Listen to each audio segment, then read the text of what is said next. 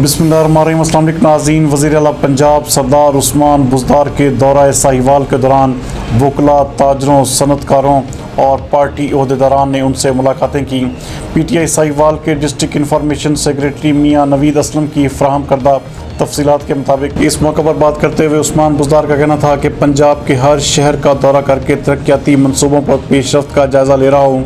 انہوں نے کہا کہ فلاح عامہ کے منصوبوں کو مقررہ مدت کے اندر مکمل کیا جائے گا، جبکہ منصوبوں کے تعمیراتی کاموں میں اعلیٰ معیار پر کسی قسم کا کوئی سمجھوتا نہیں ہوگا۔ انہوں نے ساہیوال کو موٹر وے سے لنک کرنے کے حوالے سے بتایا کہ سمندری انٹرچینج سے ساہیوال تک رابطہ سڑک تعمیر کی جائے گی اور اس منصوبے پر عمل درآمد کے لیے متعلقہ اداروں سے فوری رابطہ کیا جائے گا۔ ان کا کہنا تھا کہ وکلاء اور صحافیوں کے لیے ہر ڈویژن میں کالونی بنائیں گے، جبکہ انہوں نے رنگ روڈ کی جلد تکمیل کا اعلان بھی کیا۔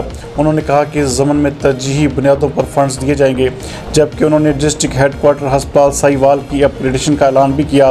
انہوں نے کہا کہ ہسپتال میں علاج معالجے کی سہولتوں کو بہتر بنانے کے لیے ہر ممکن اقدامات اٹھائیں گے۔ انہوں نے ساہیوال کے ہسپتال اور میڈیکل کالج کو اضافی فنڈز دینے کی بھی یقین دہانی کروائی، جبکہ انہوں نے شہر کی سڑکوں کی تعمیر و مرمت کا کام بھی جلد مکمل کرنے کے لیے ہدایات جاری کی۔